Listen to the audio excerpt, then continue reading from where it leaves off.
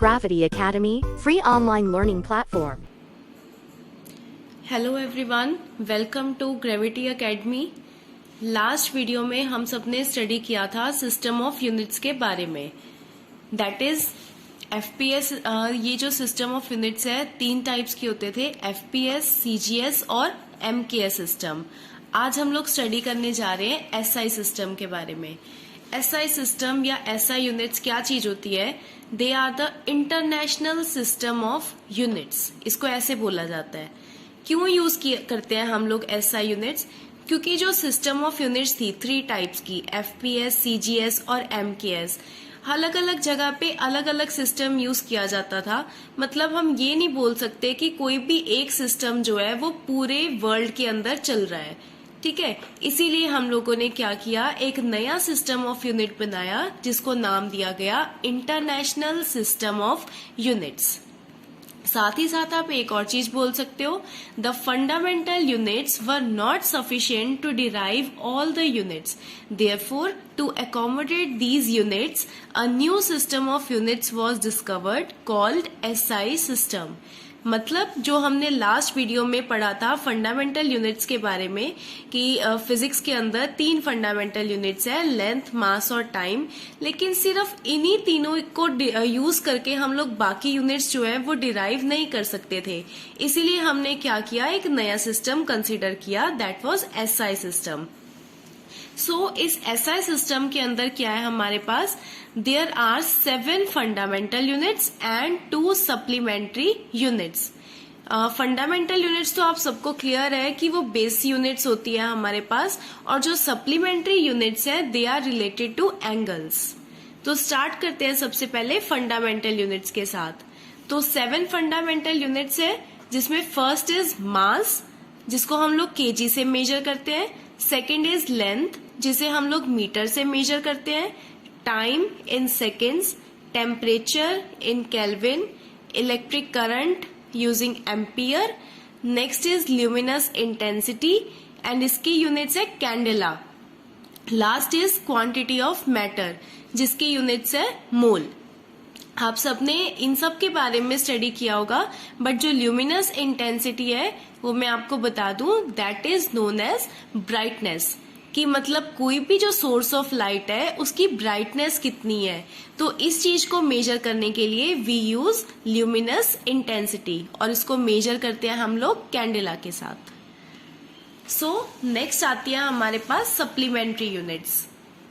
Supplementary units again मैंने अभी आपको बोला, these are related to angles. तो ये दो टाइप के होते हैं। फर्स्ट इज प्लेन एंगल, जिसको हम लोग मेजर करते हैं रेडियंस में, और सेकंड इज सॉलिड एंगल, जिसको मेजर करते हैं स्टीरेडियन में। रेडियन का शॉर्टकट होता है हमारे पास RAD, जैसे मीटर को M से लिखते हैं वैसे। सॉलिड एंगल स्टीरेडियन में मेजर किया जाता है, इसको हम लोग लिख सकते हैं SR। I hope this is clear to you all. So next आता है हमारे पास एडवांटेजेस ऑफ एसआई सिस्टम। अब एडवांटेजेस क्या है? अब इतना अच्छा सिस्टम है, कुछ ना कुछ एडवांटेज तो होगा ही इसका।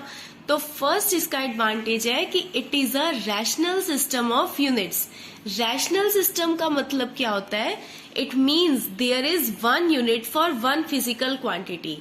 देखो क्या होता है कि पहले के टाइम में सपोज अगर हम बात करते हैं हीट एनर्जी की, हीट एनर्जी को मेजर किया जाता था कैलोरीज में, और वहीं अगर हम लोग मैकेनिकल एनर्जी की बात करें जिसके अंदर काइनेटिक एनर्जी और पोटेंशियल एनर्जी आती है, उसे हम लोग मेजर करते थे जाउल्स में। तो फिर ये ऐसे अच्छा नहीं लगा, तो क्या किया गया, सबको एसआई सिस्टम के अंदर जितनी भी टाइप्स की एनर्जीज थी, चाहे वो लाइट एनर्जी है, चाहे वो हीट एनर्जी है, केमिकल एनर्जी है, मैकेनिकल एनर्जी है, किसी भी तरह की, सबको हमने मेजर किया जाउल्स के अंदर। Is it clear? Next is it is a coherent system of units. Coherent system का मतलब क्या होता है? The coherent system is one in which all the derived units can be obtained by multiplying or dividing fundamental units such that no numerical factor is released. आपने last भी किया था ना डिराइव्ड और फंडामेंटल यूनिट्स।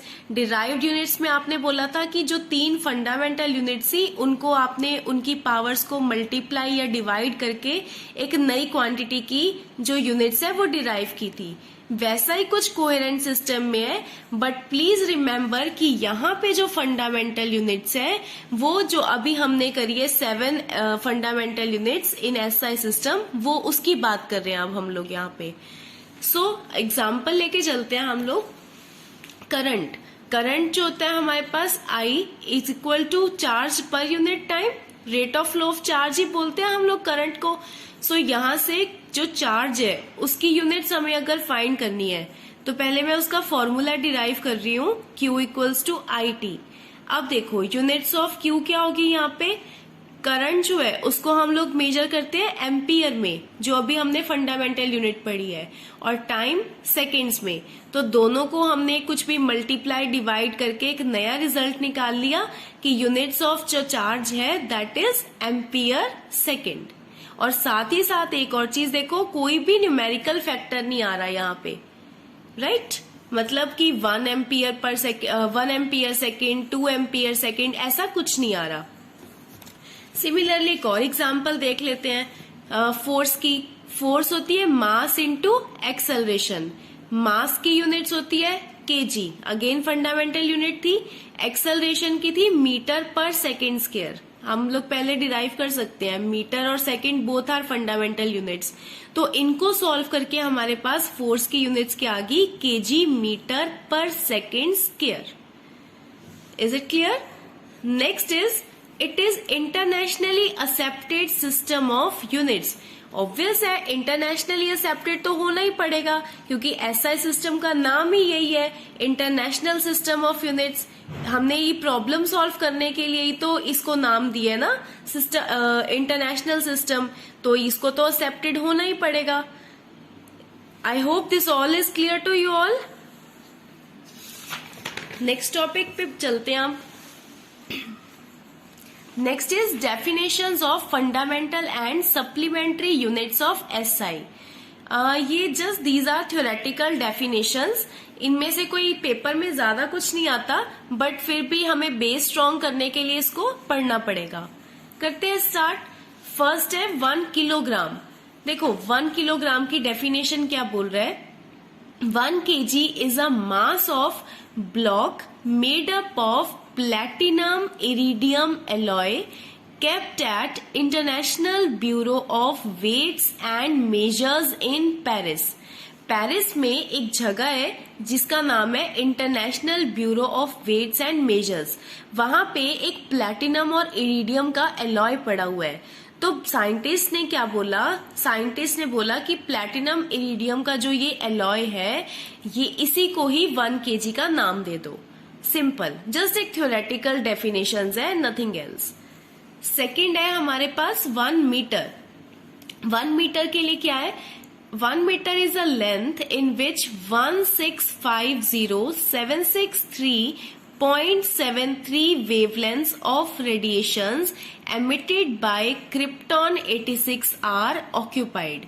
क्या हुआ यहाँ पे, क्रिप्टॉन 86 जो होता है हमारे पास, क्रिप्टॉन, वहां हमने उसको रखा, वहां से कुछ रेडिएशंस निकली। तो जो रेडिएशंस निकली है इन द फॉर्म ऑफ वेव निकलती है। तो देखा गया कि ये जो भी रेडिएशंस निकल रही है यहाँ से वेव की फॉर्म में, तो इस तरह से चलते चलते मैंने थोड़ा सा आइडिया दिया आपको। तो इतनी वेवलेंथ जो बन रही थी हमारे पास, आपको पता है ना एक वेवलेंथ क्या होती है, जैसे ये हमारे पास एक अपर इसका पार्ट होता है और दूसरा अपर पार्ट, ठीक है, इन दोनों के बीच का जो डिस्टेंस है उसको हम लोग वेवलेंथ बोलते हैं, या फिर हम लोग इसके लोअर पार्ट के बीच के डिस्टेंस को बोल देते हैं। तो इस तरह से हमारे पास इतनी वेवलेंथ जब हुई तो हमने बोला कि 1 मीटर है ये लेंथ। इस तरह से इसको कंपेयर किया गया। ये नंबर आपको याद रखना है। नेक्स्ट आता है 1 सेकेंड। देखो 1 सेकेंड की डेफिनेशन जो है बहुत इंटरेस्टिंग है। 1 सेकेंड में क्या है, देखो जब भी स्टार्टिंग में जब ये दुनिया बनी जो भी है, तो उस टाइम पे जब टाइम को डिफाइन करा गया, पहले अगर टाइम देखना होता था क्या करते थे वहां पे, पहले 4 पहर होते थे, दिन में 4 पहर, राइट। उसके बाद क्या किया गया, फिर धीरे धीरे थोड़ा और जब दुनिया वास्ट होनी स्टार्ट हुई, थोड़े चेंजेस आए, तो उसके बाद एक बड़े से ग्राउंड के अंदर पोल रखा गया, ठीक है। और जो पोल की शेडो थी ना, सन के जैसे जैसे हमारी जो अर्थ है वो रोटेट कर रही है, सॉरी रेवोल्यूशन कर रही है सन के अराउंड, वैसे वैसे उसकी शेडो जो है वो शिफ्ट हो रही थी। तो इस तरह से टाइम का पता चलता था। फिर लेकिन क्लैरिटी तो तब भी नहीं थी। फिर सैंड क्लॉक्स यूज हुई, you must be knowing about sand clocks. फिर उसके बाद क्या हुआ, क्लॉक टावर्स आए। क्लॉक टावर्स में क्या था कि चारों तरफ बड़ी बड़ी क्लॉक्स लगी हुई थी, लोग अपनी घरों की छतों के ऊपर भी ऊपर जाकर देख सकते थे टाइम को। लेकिन फिर धीरे धीरे और इन्वेंशंस हुई और डिस्कवरीज हुई, तब हमारे पास ये आई जो हम लोग वॉच और क्लॉक यूज करते हैं। बट प्रॉब्लम तो अब भी अराइज हुई। प्रॉब्लम क्या थी कि मान लो आप लोगों ने क्या किया, आपके पास 3-4 क्लॉक्स पड़ी है, आपने फर्स्ट क्लॉक के अंदर सेल डाला और उसका टाइम सेट करा, ठीक है। फिर सेकंड क्लॉक में सेल डाला और टाइम सेट करा। सिमिलरली थर्ड और फोर्थ में भी आपने यही किया। तो आप ये चीज ऑब्जर्व करोगे थोड़े टाइम बाद कि जो फर्स्ट क्लॉक है उसका टाइम और जो बाकी की क्लॉक है उसका टाइम दोनों मैच नहीं करेंगे। कुछ टाइम बाद या कुछ दिनों के बाद, हफ्ते, 2 हफ्ते, महीने, साल बाद क्या होगा, थोड़े से टाइमिंग में शिफ्ट आ जाएगा, आगे पीछे हो जाएंगी। जबकि आप तो कहोगे कि हमने तो साथ साथ ही चेंज किया था सबका सेल।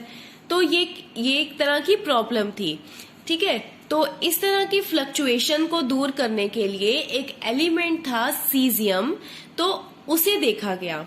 क्या हुआ कि जो सीजियम एलिमेंट था उसमें कुछ वाइब्रेशंस हुई। वो वाइब्रेशंस कितनी थी, 9192631770। इतनी वाइब्रेशंस वो जितने टाइम में कर रहा था सीजियम 133 एलिमेंट, उस टाइम को बोला गया 1 second.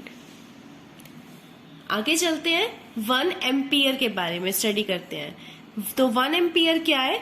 1 ampere is a current flowing in 2 parallel straight conductors which would produce a force of 2 into 10 raised to power minus 7 Newton per meter when placed at a distance of 1 meter in air। देखो, 2 parallel straight conductors थे इस तरह से, right. दोनों के बीच में जो distance था इट वाज 1 मीटर। तो ये जो 2 कंडक्टर्स है ना, ये दोनों आपस में कुछ ना कुछ फोर्स एक्सर्ट करते हैं, राइट। और ये दोनों जो कंडक्टर्स फोर्स एक्सर्ट कर रहे हैं उसकी वैल्यू थी 2 into 10 raised to power minus 7 Newton पर मीटर। तो यहां से कुछ करंट फ्लो हुआ, ठीक है। तो उस करंट को बोला गया 1 एम्पियर। आगे चलते हैं, 1 kelvin. 1 kelvin is equal to 1/273.16 times the triple point of water. अब नई चीज आई, ट्रिपल पॉइंट क्या होता है? तो triple point is the temperature at which water coexist in the form of ice, water and water vapour simultaneously. मतलब एक ऐसा टेम्परेचर जिसपे वाटर की जो तीनों स्टेट्स है, सॉलिड, लिक्विड और गैस, वो तीनों एग्जिस्ट करती हैं साइमल्टेनियसली, इकट्ठी, राइट। और वो टेम्परेचर कितना होता है? 273। तो ये जो 1 केल्विन था वो 1/273.16 टाइम्स था इसके ट्रिपल पॉइंट के। ऐसे टेम्परेचर को बोला गया 1 केल्विन। आगे चलते हैं, 1 कैंडेला।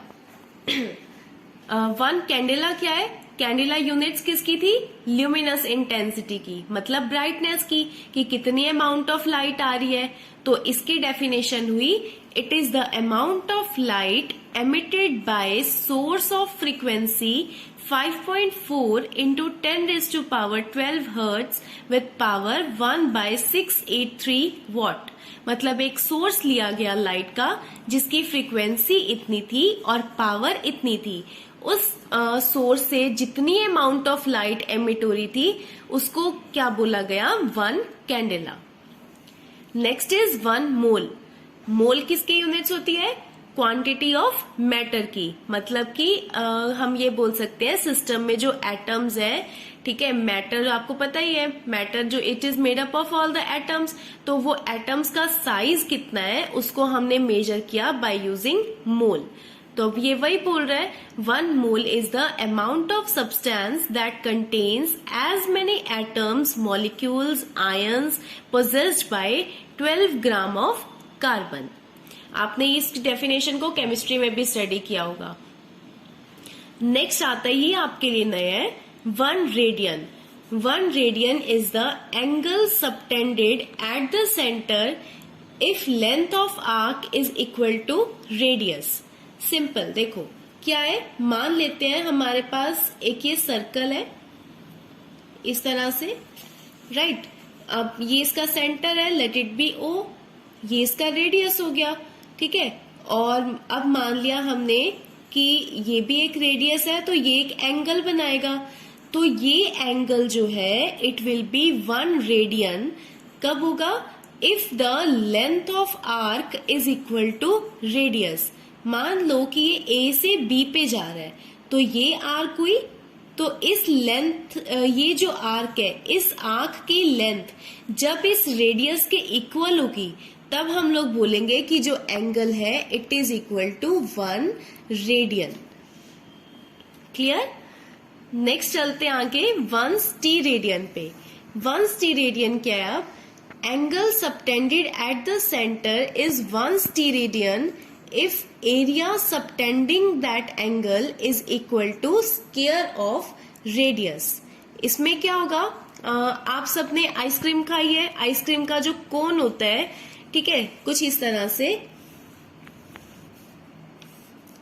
ऐसे कोन होता है, तो ये वाला जो एंगल बनता है ना, इस एंगल को बोला जाता है 1 टी रेडियन, राइट। मतलब ये जो एंगल है बेसिकली है ये सॉलिड एंगल, बट जिसको हम मेजर कर रहे हैं किस यूनिट के साथ, that unit is 1 T radian.